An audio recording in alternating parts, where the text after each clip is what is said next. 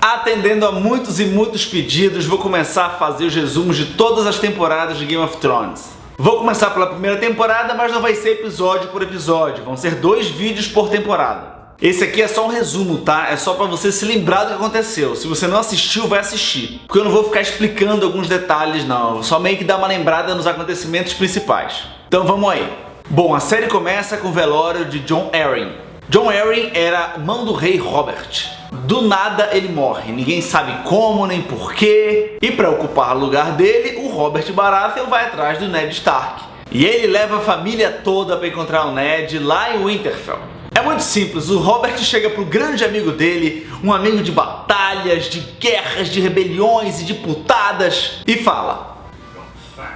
Não só isso, ele fala assim também. Olha, meu principal assistente aqui morreu, tá? Do nada, ninguém sabe por quê. E eu quero que você ocupe o lugar dele.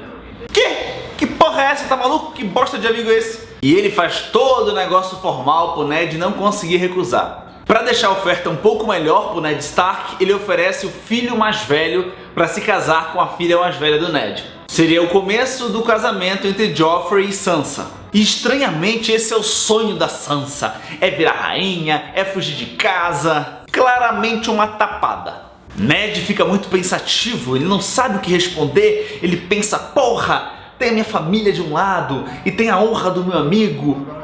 E as putadas do outro lado, é muito difícil sanar essa dúvida. Aí ele vai lá e resolve pedir a opinião da mulher dele. E a mulher dele recebe uma carta da irmã dela, que é viúva do Jon Arryn, o cara que morreu. E na carta a irmã dela, a Lysa, fala: quem matou meu marido foram os Lannister, o rei está em perigo.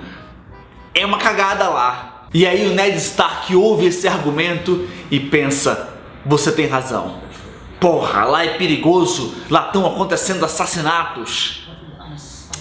Mas tem a putada também, né? Porra, não.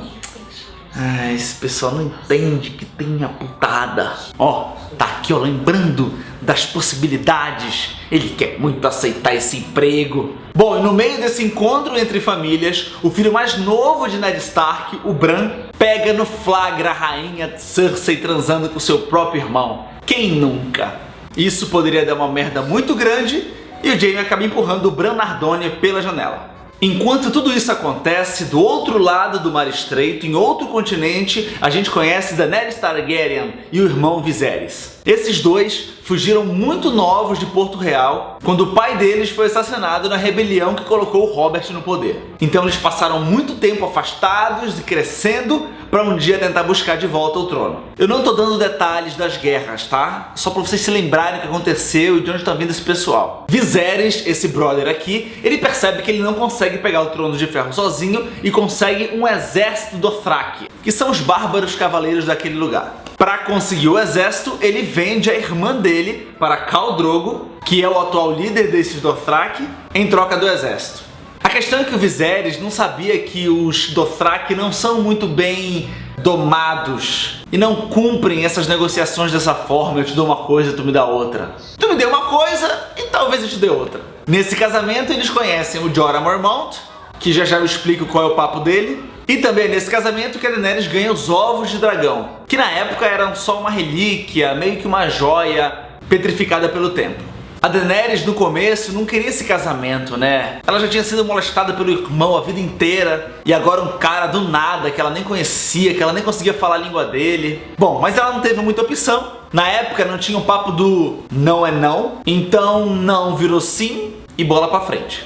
Literalmente. Bran fica muito tempo em coma e ninguém sabe quem empurrou o moleque lá de cima. Ned Stark olha o seu filho sem conseguir acordar, vê o garoto correndo risco de morrer e ainda assim ele diz: filho, papai tá indo pra putada, tá?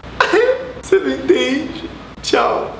E nessa viagem o Ned também leva as 2 filhas, a Arya e a Sansa, junto para Porto Real, já que a Sansa tá prometida a se casar com o Joffrey e a Arya tá por ali mesmo, foda-se. A questão é, tem que deixar a mulher em casa, sozinha, foda-se. Nessa viagem a gente começa a perceber o quanto o Joffrey é champinha. Ele ameaça o filho do açougueiro e acaba sendo atacado pelo lobo da Arya, a Nymeria. Dá a maior treta, a maior confusão, os pais brigam, o moleque acusa a Arya de fazer merda, a Arya diz que ele tá mentindo, a Sansa, imbecil, vai defender o Joffrey porque ela tá apaixonada por ele. E sobra pra quem? Pra loba da Sansa, pra ela deixar de ser otária. Durante o coma de Bran, ele sofre uma tentativa de homicídio. Vem um cara pra tentar matar o Bran e o Bran é salvo pelo lobo dele e pela Catelyn. Depois dessa treta, Catelyn desconfia que foram os Lannister que tentaram matar o próprio filho e vai atrás do marido lá na capital, ao invés de simplesmente mandar um WhatsApp. Bom, nesse meio tempo, Jon Snow segue para a muralha. Ele deseja vestir o preto e servir para toda a sua vida. Jon Snow sabe que é um bastardo, então ele não ia conseguir muita coisa, nem com os Stark, nem em Porto Real. Então assim ele busca os novos horizontes, uma nova família, uma nova tradição, alguém que tente cuidar dele de alguma forma. E ainda naquela época, a muralha era um lugar bem honrado para se ir. Então pareceu uma boa ideia para ele no momento. E o Tyrion vai junto, o anão vai junto pra muralha, acompanhar, né, óbvio. Até porque quando você veste o negro, você não pode mais comer ninguém, e o anão gosta muito disso, né? E o anão também tinha um sonho que era olhar por cima da muralha e mijar de lá. E ainda nesse episódio, o Bran, olha só, abre o olho. E de certa forma, a Daenerys também. Bom, Ned Stark chega em Porto Real e é logo chamado para um conselho pequeno, uma reunião do pessoal que cuida da coroa. O pequeno conselho é formado pelo Lord Varys, né, o conselheiro, porque ele conhece todo mundo, ele sabe dos papos. O Mindinho, que nessa conversa conta pro Ned que já batalhou pela mulher do Ned. Antigamente a Catelyn era prometida ao irmão do Ned Stark, então ele pegou a mulher do irmão de tabela. E o diálogo que rola nessa cena meio que demonstra que o Baelish, né, o Mindinho, ainda é apaixonado pela Catelyn. E esse aqui é o Renly Baratheon, é o irmão mais novo do Robert Baratheon. E também tá lá pra dar um espetáculo. E esse é o Mestre Pycelle. Os mestres são tipo os médicos e também sábios. São velhos que estudaram alquimia, estudaram o corpo humano, estudaram várias áreas da sabedoria. E eles são usados para aconselhar lordes e reis. Mas esse aqui é filha da puta. Nessa conversa também, o Ned descobre que a coroa está completamente endividada. E grande parte dessa dívida é para o Tywin Lannister, que é pai da Cersei. É muito esperto, né? 3 milhões pro Tywin. Com certeza eu desconfio que o Tywin fazia com que o pequeno conselho gastasse um pouco mais e na hora de pagar ele voltava um pouco do pequeno conselho. Vocês sabem como isso funciona, né? Tá no jornal todo dia essa porra. O Tywin era praticamente uma JBS da época. E o Ned chega lá achando que ele vai botar ordem na casa. Não, botar o pau na mesa aqui e vou resolver tudo. Risos. E o que deixou o Ned mais puto é que com todos esses problemas não tinha putada.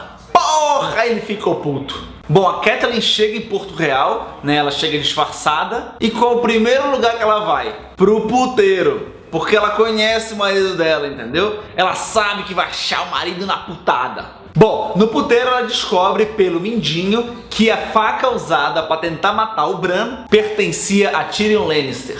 Pelo menos foi essa informação que o Mindinho deu pra ela. Nesse episódio também, Bran descobre que nunca mais vai andar. E ele também conta que ele não se lembra de nada. Não se lembra de nada e também não sabe de nada. Falando em quem não sabe nada, temos Jon Snow na muralha. Ele tenta se adaptar e espanca os caras de lá, porque Jon Snow teve treinamento militar. E a muralha é feita por estupradores, por ladrões, por pessoas mendigos. Ele acaba espancando todo mundo e passa a ser odiado pelo pessoal. Bom, o comandante Lord Mormont, que é o pai do Jorah, inclusive, aproveita a situação e pede pro Lord Tyrion mandar alguns homens. A muralha tá precisando de gente. A muralha é assim, ela fica longe, não funciona direito e tá precisando de gente. É tipo um Hopi Hari. Do outro lado do Mar Estreito, a Daenerys começa a dar umas ordens de rainha e o irmão dela fica puto. Ele só não entende que agora a Daenerys é uma rainha, né? Ela é uma Khaleesi. Então o cara tá se fudendo pro pessoal que protege ela. E aos poucos ele começa a entender que ela já saiu do controle dele. Nessa cena aqui, Daenerys descobre, né? O pessoal descobre que a Daenerys tá grávida. E nessa hora o Jorah fica muito empolgado. Ó a carinha dele de empolgação. E eu vou contar pra vocês agora por que ele fica empolgado com essa informação. Pausa! Bom, o Jorah tinha um castelo lá em Westeros e ele começou a entrar em dívidas porque ele não conseguia dinheiro para bancar a esposa cara. Tentou manter o padrão de vida da esposa, que era de uma família rica, e acabou se endividando. Era tipo um Eduardo Cunha, mas o Jorah usava o próprio dinheiro. Para conseguir isso, o Jorah vendeu os prisioneiros que ele tinha para serem escravos. Ele foi descoberto e teve que fugir para não morrer, já que a escravidão é proibida em Westeros. Ele acabou tendo que ir pro outro lado do Mar Estreito e tentou uma vida de mercenário. Quando ele encontrou a Dany, ele percebeu nela uma possibilidade de conseguir perdão real, trabalhando como espião da coroa. E agora a Daenerys está se sentindo, né? Agora ela tá com o rei na barriga. Ah, é daí que vem essa expressão, né? Ah, e também é no finzinho desse episódio que a Arya começa suas aulas de espada com Syrio Forel, um espadachim muito bom e vem de bravos. Bom, Tyrion chega em Winterfell, encontra o Bran e dá pra ele um projeto de cela pro Bran conseguir montar a cavalos mesmo sem mover as pernas. O interessante é que quando o anão chegou, o Brenner tava cantando Uma noite longa pra uma vida curta, mas não importa, basta poder te ajudar. Viu, pô? O Tyrion é legalzão. Na hora de ir embora, o Tyrion tem um diálogo muito bom com o Theon Greyjoy, que ajuda a contar um pouco da história do Theon. O Theon é filho do Balon Greyjoy. Alguns anos atrás, a família dos Greyjoy se rebelaram contra o Robert e a coroa. Os filhos mais velhos do Balon Greyjoy morreram na batalha. O filho mais novo foi mandado para Winterfell para ficar meio como um sequestrado, cativo. É tipo um prisioneiro de guerra, uma garantia de que os Greyjoy não iam se rebelar de novo. E a filha do Balon Greyjoy, a Yara, ficou por lá mesmo. Porto Real, o Ned Stark tenta seguir os mesmos passos de Jon Arryn, entender por que ele morreu, o que ele estava buscando antes de morrer. Ele começa a ler um livro sobre linhagens e famílias antigas e percebe que os cabelos pretos continuam na família, a semente é forte. E aí ele interpreta que os filhos de Robert não são filhos de Robert. O Joffrey, o Tommen e a Myrcella são filhos da Cersei com outra pessoa, já que se fossem filhos deles, teriam cabelos pretos. Assim, ele vai atrás de um garoto de cabelo preto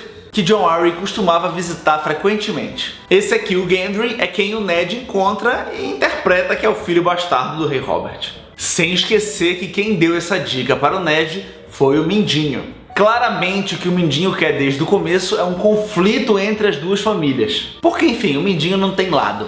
E o Mindinho também dá uma outra pista pro Ned seguir. Ele fala de um escudeiro que o Jon Arryn tinha e que virou cavaleiro logo depois que o Jon morreu. Quando o Ned pensa em investigar o cara, esse brother aqui tá todo empolgado porque agora é cavaleiro. O que acontece? O moleque morre em uma batalha de justas contra o Montanha. Estranhamente, o moleque não tinha dinheiro para comprar armadura. O moleque pegou na primeira batalha o cara mais foda de todos. É coincidência demais, né?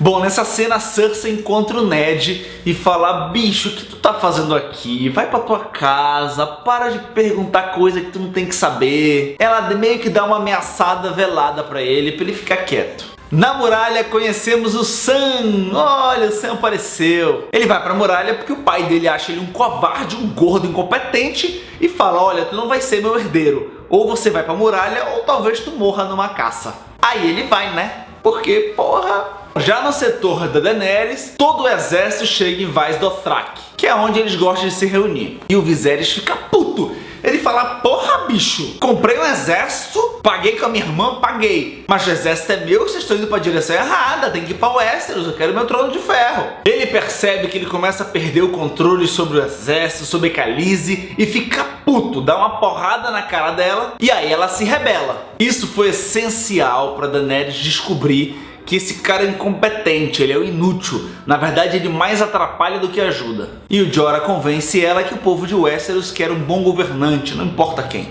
Catelyn tinha saído de Porto Real, estava voltando para casa, quando, numa incrível coincidência, ela encontra numa pousada quem? O anão, vindo da muralha. E ela tava putaça com o anão, né? Porque na cabeça dela, a arma usada pra tentar matar o Bran era do anão. E a gente sabe que não é verdade, né? O anão acabou de ajudar o moleque com a porra da cela lá. Mas enfim, a Catelyn se levanta, reconhece várias pessoas que estão lá presentes, várias famílias que são vassalos dos Stark ou dos Tully, que é a família dela de nascença, e ela pede para que todos os presentes que se lembrem de seus juramentos e que capturem o anão pela tentativa de homicídio ao Bran.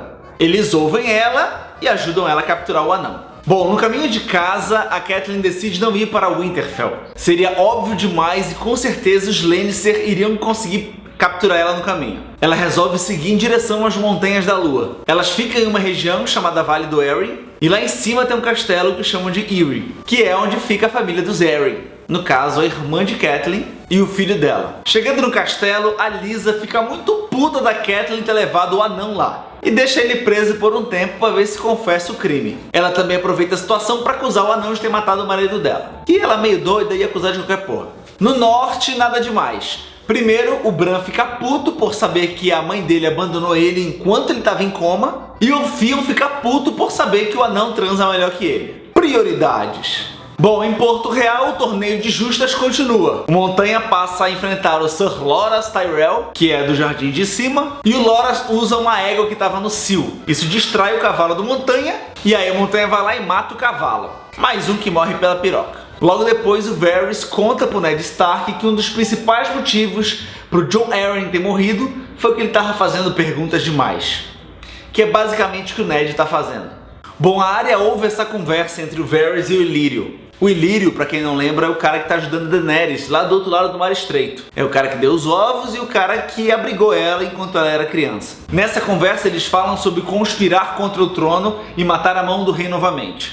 É essa parte que a Arya escuta e vai contar pro pai dela. A Arya tenta contar, mas não consegue. Ela fala: pai, estão querendo te matar, porra, presta atenção aí, qual é o teu papo? E ela não consegue justamente porque chega a notícia de que a Catelyn prendeu o anão. E como se o Ned já não tivesse mais problemas, mulher fazendo merda, a filha que sumiu, estão ameaçando de morte, não tem as putadas que ele queria, e ainda tem mais uma outra coisa. O rei Ned marca uma reunião para convencer todo mundo e decidir que tem que matar a filha ou filho da Daenerys. Ela tá grávida, o moleque vai crescer, vai montar na porra de um dragão e vai dar merda. O Ned odeia essa ideia de matar uma criança que nem nasceu, ele é anti-aborto. E por se rebelar contra as ideias do rei, ele entrega a mãozinha lá de mão do rei e não quer mais ter mão do rei. Mais um jeito da série explicar pra gente o quanto o Ned é um cara honrado, é um cara que, porra, fez merda. Ainda nesse episódio tem essa cena do Robert conversando com a Cersei